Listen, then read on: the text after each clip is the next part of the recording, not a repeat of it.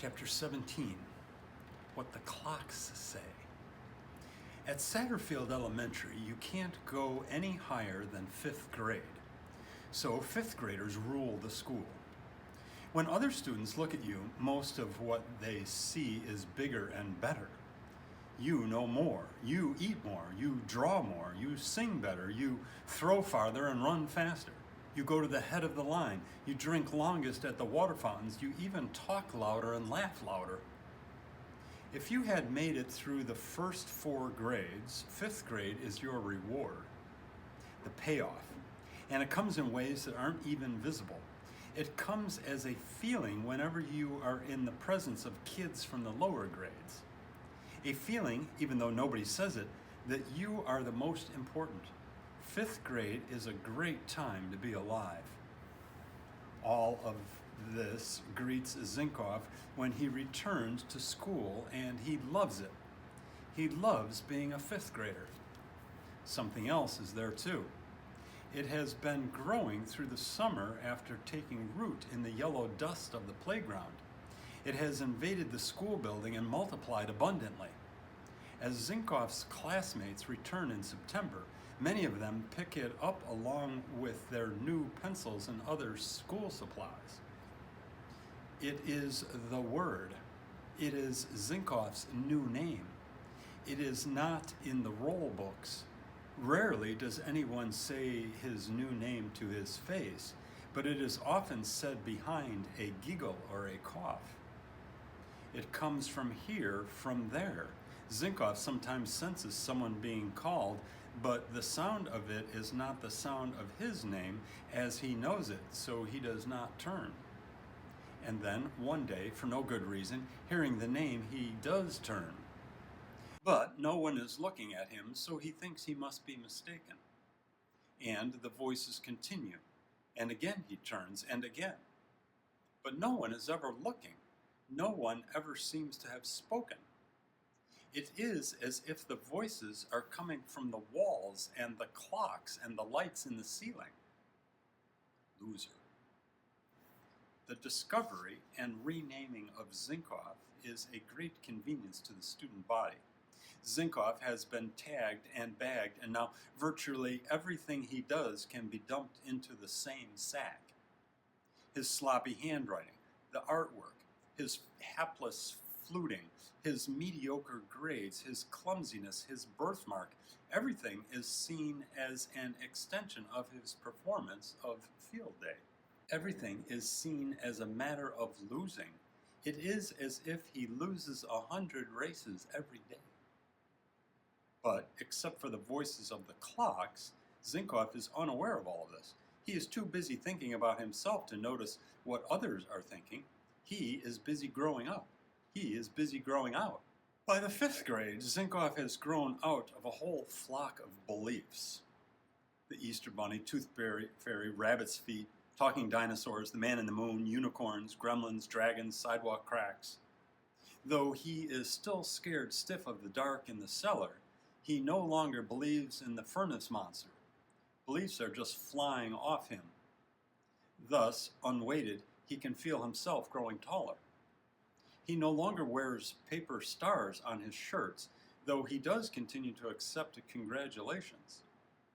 He replaces his little kid giggle with a big kid laugh, which he works on in his bedroom, to the annoyance of Polly, who thinks she is always missing something funny.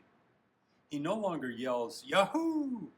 but he still wants to be a mailman, and he still says his prayers at night. He admits to sleeping. He tries to outgrow being clumsy, but it doesn't work. His handwriting is still atrocious, but only to others, not to himself, so he doesn't worry about it too much. One Saturday, his mother has a yard sale. She asks him if he minds her selling some of his old toys, the ones Polly has no use for. "No problem," he says. Then she brings out his old giraffe hat. Would he mind her selling this? He looks at it, faded, fuzz-worn. Hasn't seen it in years. Whatever once possessed him to put that silly thing on his head? No problem, he says, and feels himself pop up another half inch. He loves growing up, loves feeling himself take up more space in the world.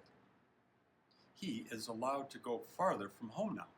He has a bike, a secondhand yard sale two-wheeler with a junior rattle of its own that reminds him of his father's car, so he calls it Clunker 1. He loves it.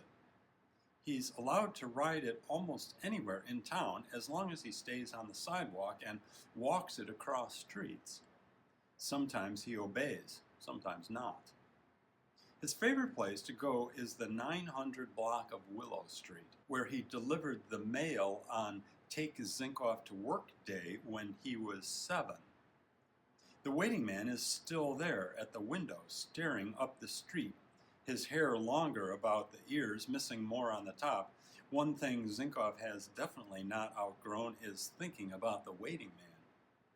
Sometimes he parks his bike and walks up the street so the waiting man will be looking right at him. But even then, the waiting man doesn't seem to see him.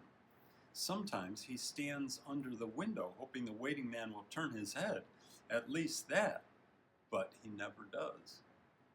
So fierce is the waiting man's concentration, so endless his patience, that Zinkoff half expects the missing in action brother to burst into existence one day right there on the sidewalk. Twice, in fact, he dreams that a soldier toting a rifle on his shoulder is walking toward him.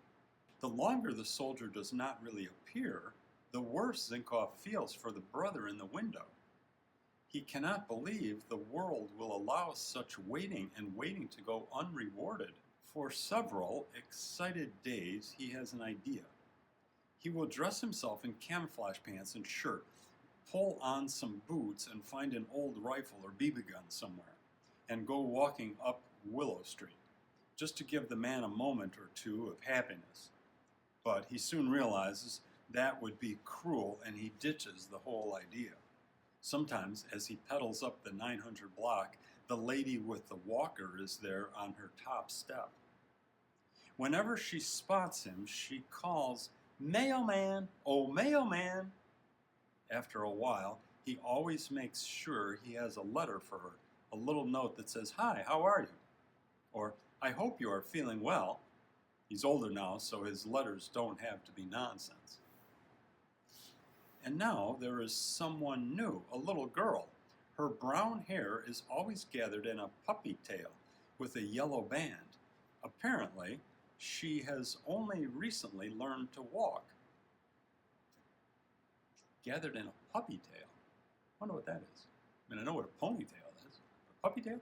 Apparently, she has only recently learned to walk because she lurches when she takes a step and her little dumpling knees wobble. She can never get far, however, as she is attached to a leash. The leash is the length of the clothesline. One end is hooked to a harness, which the little girl wears like a strap jacket. Sometimes the other end is tied around an ancient boot scrape.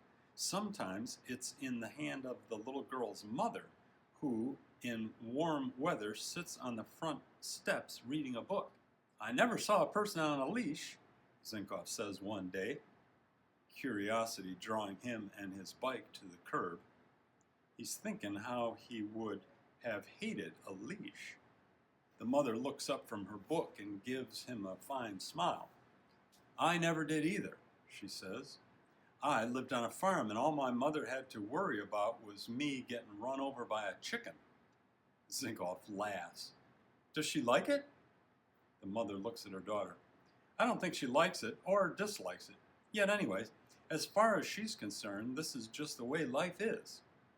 First you crawl, then you get a leash. If she starts to complain, I guess we'll have to have a chat." "She talks?" says Zinkoff. The mother laughs. "About 3 words. That's why I win all the arguments so far." Whenever they are out front, Zinkoff stops his bike to say hello. He finds out that the little girl's name is Claudia. After a while, Claudia begins to recognize him. She totters out to meet him at the curb. the leash's limit. She seems to be a giving person.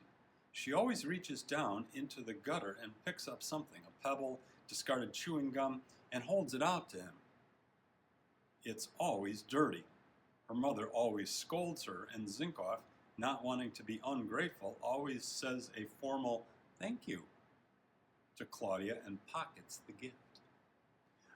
On days when he doesn't cruise 900 Willow, and this is interesting, so at the top of the next page, we've got 2 pages yet to go in this chapter.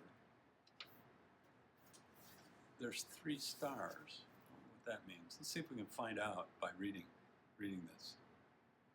It's the same chapter. You know, they didn't call it a different chapter. So let's listen to maybe there's a different theme or something. Let's listen. On days when he doesn't cruise 900 Willow, he often rides to Half Tank Hill.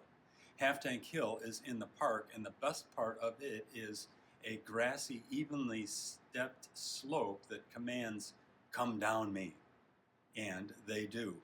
Kids from all over town in all seasons of the year. They sled down, they run down, roll down, tumble down, bicycle down, tricycle down, rollerblade down, skateboard down, trash can lid down.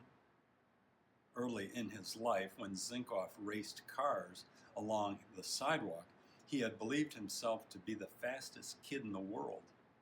Now that he knows this is untrue, Half Tank Hill has become all the more appealing to him. Sometimes he runs because it is the only way he can experience, for just a moment, a particularly fascinating feeling.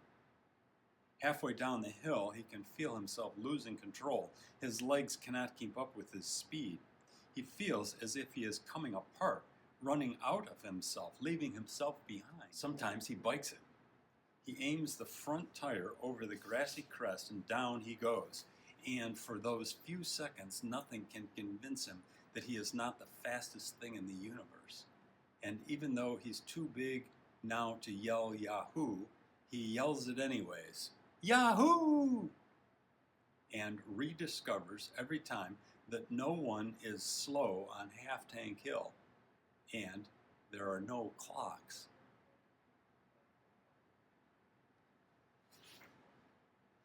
No clocks. What does the author mean by that? Why would the author throw in that there? What did Zinkoff think the clocks were doing? Clocks were calling him a loser. It wasn't the clocks, it was the other people, right? And have we found out why those stars yet? Let's read on this another paragraph. Sometimes he doesn't want to ride anywhere in particular. Sometimes he doesn't want to ride fast. He just wants to ride.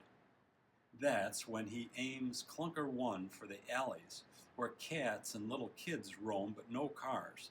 A bicycle's boulevard, and he just rides, and it's good enough. And so Zinkoff's life in 5th grade is filled with things new and interesting and good enough. And until the day of the test that is not a test, it never occurs to him that something has been missing. Why do you think the author put dividing that last page there? Can you think of a difference?